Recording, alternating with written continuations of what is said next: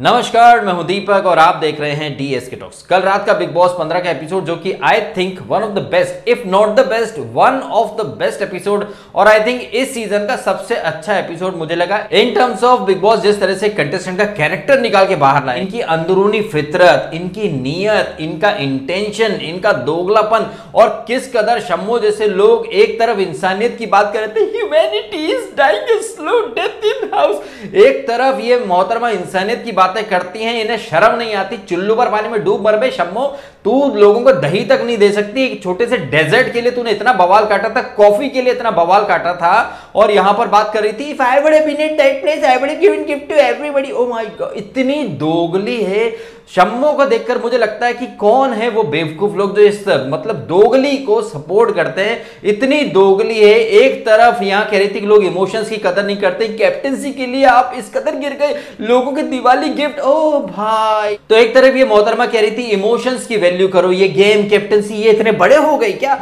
वहीं दूसरी तरफ ये मोहतरमा फटाक से थूक कर चाटती है और मायशा को जाकर समझाती है कि मायशा इमोशंस को साइड में रखो, खेल को प्रायोरिटी दो। आपने देखा किस खूबसूरती के साथ ये मोहतरमा थूक थूक कर चाटती है, कहीं और कुछ और बोलती है, कहीं और जाके कुछ और बोलती है। और ऐसे जो घटिया लोग हैं ये लोग नेशनल टीवी पर अपना मजाक खुद बनवा लेते हैं। ये शम्भू जैसे लोग या विशाल कोटियन जैसे लोग या फिर तेजा भी उसी कैटेगरी में इस एपिसोड में आ गई, जो नेशनल टीवी पर अपना खुद का मजाक उड़ा लेते हैं और फिर बाहर इनके फैंस दूसरों को ब्लेम करते हैं, आर्ग्यूमेंट करते हैं और गाली गलौच और इस तरह का ट्रोलबाजी चलती ही रहती है। एनीवे, इस एपिसोड की स्टार्ट होती है, कोई मिल गया मुझको, क्या हुआ है, क्यों मैं खो गया हूं, पागल था मैं पहले या अब हो गया हूं। बिग बॉस में आने के बाद अच्छे खासे लोग पागल हो जाते हैं। ये जो गाना डेडिकेट किया गया था बिग बॉस के द्वारा, यह किसी और के लिए नहीं, बकिंगम पैलेस की महारानी शम्मो द शेट्टी के लिए ये गाना डेडिकेट किया गया था।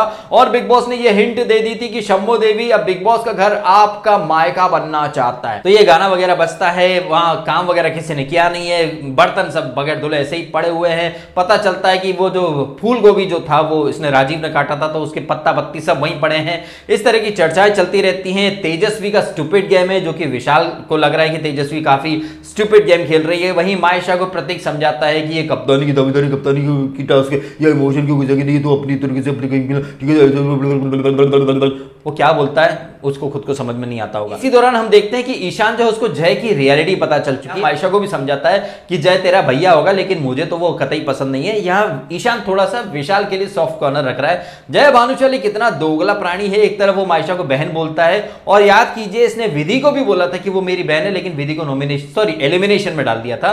तो ऐसे कैसे रिश्ते हैं यार कि तुम भाई बनाते हो, बहन बनाते हो और उसी को काट डालते हो। तो यहां पर ईशान का स्टैंड मुझे बहुत सही लगा कि मायशा तू पागल है जो तू इस जय पर भरोसा कर रही है। खैर, यहां पर बिग बॉस जो है वो कप्तानी की जो टास्क है, रोड टू हैप्पीनेस, दिवाली के गिफ्ट आए हैं घर वालों के लिए। ये गिफ्ट अगर आपको लेना है तो 2 पेट्रोल पंप के मालिक हैं, एक है उमर और एक है मायशा, और आप लोग अपनी अपनी गाड़ियां लेकर फ्यूल मास्टर्स के पास जाइए और अपनी उस गड्डी में ये पॉइंट वाला जो फ्यूल है वो डलवाइए और रोड टू हैप्पीनेस पे चलकर हैप्पीनेस वाले स्टेशन पर आइए, अपने गिफ्ट ले लीजिए। अब यहां पर सबसे पहले विशाल द कोटियन महान इंसान बनने की एक्टिंग करते हैं और अपनी गरीबी का रोना तो वो रोते ही रहते हैं। मेरे पापा ने तो जोड़ तोड़ करके जैसा करके मेरे लिए कुछ गिफ्ट भेजा होगा, बट मैं जैसे कि बाहर सबको गिफ्ट देता हूं, मैं यहां सबको गिफ्ट देना चाहता हूं। भाई यहां पर ऐसा लग रहा था कि विशाल तुमसे बड़ा दानवीर कर्ण शायद दुनिया में होगा ही नहीं। लेकिन थोड़ी देर पहले काफी अच्छा और महान दिख रहा विशाल कोटियन थोड़ी ही देर के बाद हक देता है, जब वो रोने की एक्टिंग करता है और बोलता है कि मेरे को अफसोस बस इतना ही है कि मैं ना अपने पापा का भेजा गिफ्ट देख नहीं सका।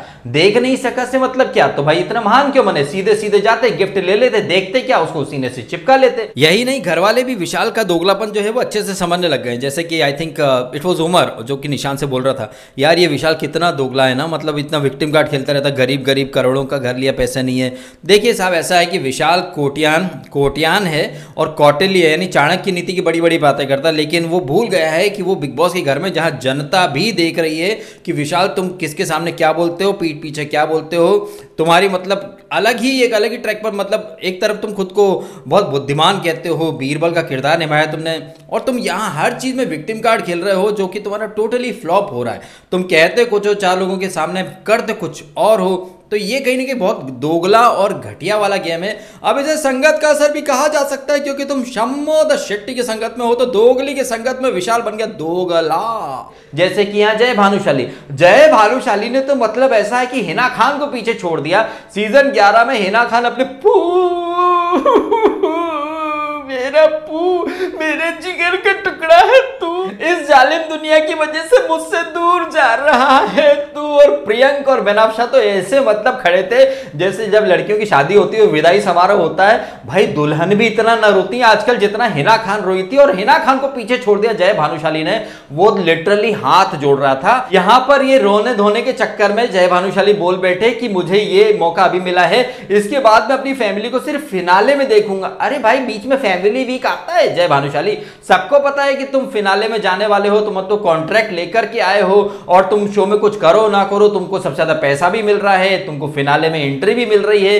अब तक मैं कहता था कि किस्मत हो तो शम्मो शेट्टी हो, ना शक्ल ना अकल ना टैलेंट ना कुछ, लेकिन यार बिग बॉस में तीसरी बार आ चुकी है। तो ये जो शम्मो जिनके लिए मैं डायलॉग दिया करता था, भाई किस्मत हो तो शम्मो जैसी हो वरना ना हो, अब यहां पर मुझे उस कैटेगरी में जय भानुशाली को भी ऐड करना होगा। भाई किस्मत हो तो जय भानुशाली जैसी हो। बिग बॉस 15 के हाईएस्ट पेड कंटेस्टेंट हैं ये, और कंटेंट देने के मामले में सबसे नीचे हैं ये। इन्हें खेल की कोई समझ नहीं है, ना ही इनके अंदर खेलने का कोई जज्बा है। अबे जय भानुशाली जैसे लोग या और जितने टीवी एक्टर्स हैं, उनको अगर डेली सोप एक्टर बोल दो तो उनके गुर्दे छिलते हैं, और बाहर उनके फॉलोअर्स और उनको जो सपोर्ट करे पीआर एक्टर सबके गुर्दे छिल जाते हैं कि डेली सोप एक्टर कैसे बोल दिया।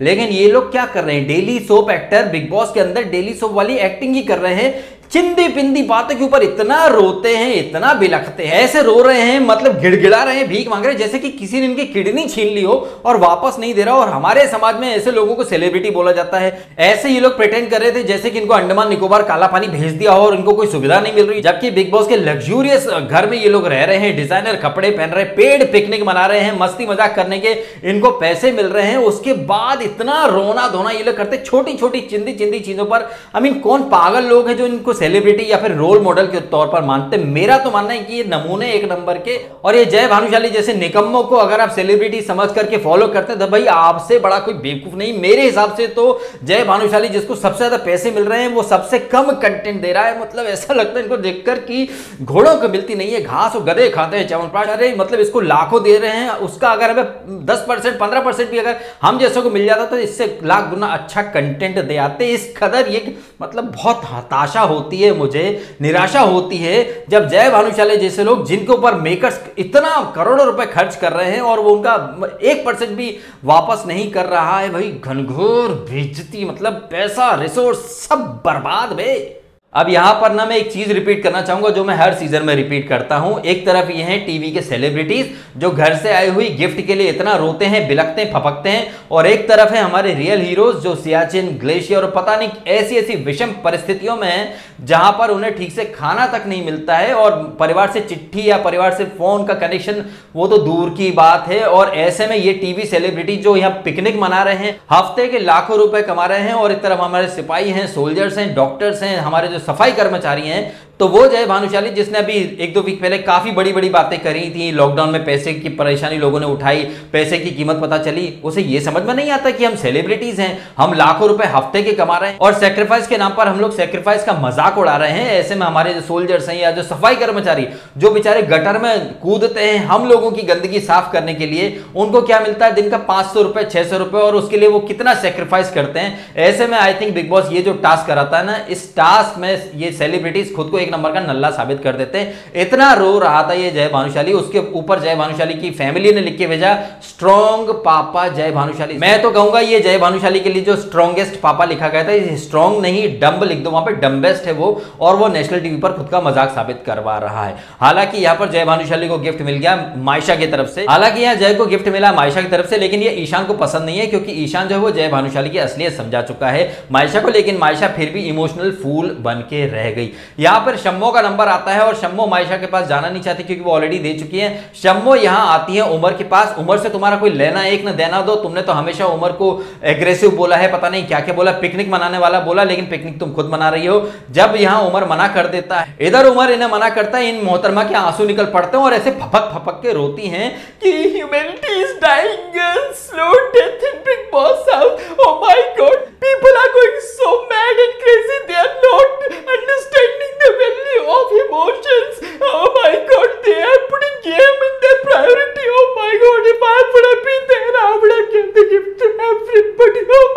जीजू कुंद्रू। ये सब देखकर मुझे पता चला कि 25 साल में शम्मू शेट्टी के नाम पे एक भी सोलो हिट पिक्चर क्यों नहीं है, क्योंकि ये इतनी बकवास एक्ट्रेस है। आपने उमर के लिए कुछ किया नहीं तो फिर आप ये एक्सपेक्ट कैसे कर सकती हो कि यहां उमर आपको कुछ देगा। उमर इस टास्क के दौरान स्टार्ट से ही अपना एक क्लियर माइंडसेट उसने रखा था कि उसे कैप्टन बनना है और वो इमोशंस को बीच में आने नहीं देगा। हालांकि यहां पर करण कुंद्रा ने जब ये टास्क का पर्चा जो बुक पढ़ी थी, करण कुंद्रा ने सबसे पहले बोल दिया था उमर को कि तेरे पास 3 गिफ्ट हैं देने के लिए और मुझे तो मेरा गिफ्ट चाहिए। करण कुंद्रा ने टास्क के पहले ही बोल दिया था कि मुझे तो मेरा गिफ्ट चाहिए। लेकिन जैसे जैसे टास्क आगे बढ़ती चली गई, करण कुंद्रा ने अपना स्टैंड धीरे धीरे बदल लिया और जब करण कुंद्रा का नंबर आया था तो उसने सीधा बोल दिया कि नहीं भाई मुझे नहीं चाहिए। और वो हालांकि वो इमोशनल हुआ था जब तेजस्वी से बात कर रहा था कि मेरी मां ने कुछ पंजाब से मेरे लिए कुछ भेजा होगा, लेकिन करण कुंद्रा कितना जबरदस्त तरीके से अपना दिमाग चला रहा है। एपिसोड के एंड में जब वो ग्रुप और ये जो इक्वेशंस बन रही हैं कि वो डफर गैंग है, उनको कीनली ऑब्जर्व करो, उनको जबरदस्त तरीके से समझो वो कैसे रिएक्ट करते हैं। तो ये जब एपिसोड के एंड में करण कुंद्रा ने ये सारी बातें कही, करण कुंद्रा ने एपिसोड के एंड में ये सारी बातें कही, लेकिन करण कुंद्रा ये सारी चीजें इस टास्क के दौरान इंप्लीमेंट कर रहा था। वो कीनली ऑब्जर्व कर रहा था कि लोग कैसे रिएक्ट कर रहे हैं और किस तरीके से ये लोग खेल रहे हैं। तो करण कुंद्रा जो टास्क के स्टार्ट में बोल रहा था उमर को कि मुझे तो मेरा गिफ्ट चाहिए, धीरे धीरे उसने जिस तरीके से टास्क आगे बढ़ते गई अपना स्टैंड बदल लिया। हालांकि यहां पर शम्मो के बाद ईशान भी आता है, ईशान मायशा का आर्गुमेंट भी होता है। ईशान के बाद आई थिंक तेजस्वी भी आती है और तेजस्वी मायशा के प्रति अधिकार जमाती है। वो उमर के लिए उसने कुछ करा नहीं तो वो उमर के पास जाएगी नहीं और उमर के लिए निशांत ने किया था और निशांत ने यहां पर वही चीज करी जो उसने बिग बॉस ओटीटी में करी थी। वहां कुछ चिट्ठी फाड़नी थी और निशांत ने सबसे पहले चिट्ठी फाड़ के उसको मूस को उसकी चिट्ठी पढ़ने का मौका दिया था। निशांत ने वहां पर भी बोला था कि मैं इतना इमोशनली अटैच्ड नहीं हूं फैमिली से, इसलिए मैं इन चीजों को ज्यादा इंपॉर्टेंस देता नहीं हूं, मैं बाकियों की तरह इतना रो नहीं सकता। यहां पर मैं निशांत की इस बात के लिए तो तारीफ करूंगा, जहां बाकी लोग छोटी छोटी चीज के लिए रोते हैं, इस बंदे ने आगे बढ़ के बोल दिया कि तुम लोग डिसाइड कर लो, मुझे दोगे तो अच्छा, नहीं दोगे तो अच्छा। कोई खामखा ड्रामा नहीं करा और जब उसने अपना जो गिफ्ट था वो डस्टबिन में डाला तो किस कदर टीवी एक्ट्रेस की तरह मेलो ड्रामा करा, ये मुझे देख के बहुत अच्छा लगा। निशांत काफी इंटरटेनिंग लगा। जब वो अफसाना को उमर ने दिया था आपको हमारी लाश पे चढ़कर गुजरना पड़ेगा, तो यहां पर ये निशांत का मुझे काफी अच्छा लगा। वहीं तेजस्वी की मैं बात कर रहा था तो तेजस्वी ने एक रात पहले मायशा से क्या बोला था कि तू मेरी वजह से नॉमिनेशन में गई थी, तो मैं कहीं ना कहीं वो रीपे कर रही हूं।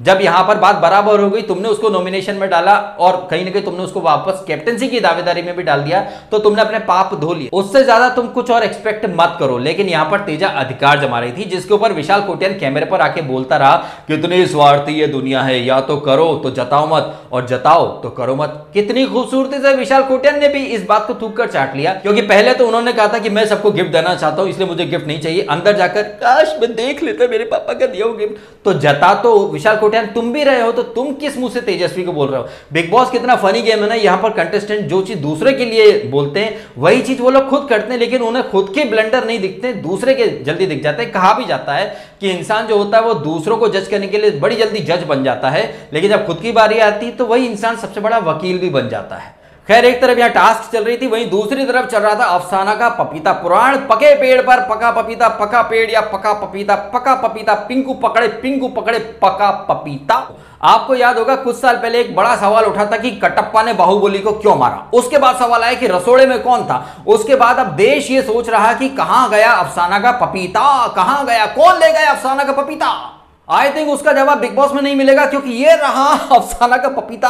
अफसाना का पपीता हमारे पास है मिलॉर्ड, अफसाना का पपीता आधे से ज्यादा हम खा चुके, आधा हम शाम को खा लेंगे।